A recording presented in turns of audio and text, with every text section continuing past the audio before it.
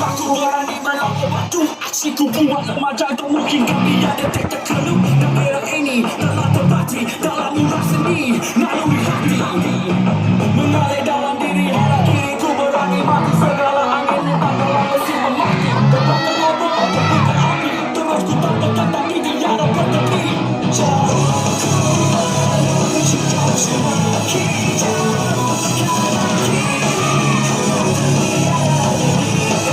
Perhatian, pemenang bagi acara 104 Lontar Peluru peringkat akhir Perempuan 18. Tempat pertama 9852 Nur Khalisha Ariana binti Nizan. Tempat kedua Nur Aina Syafiqah binti Muhammad Rizwan dari SMK Datuk Ibrahim Yaakob. Tempat ketiga Khaisha Amani binti Muhammad Syafrin dari Seri Putri. Tempat keempat Onyan Chi dari Pesona Chowa. Sila pergi ke meja hadiah sekarang. Terima kasih.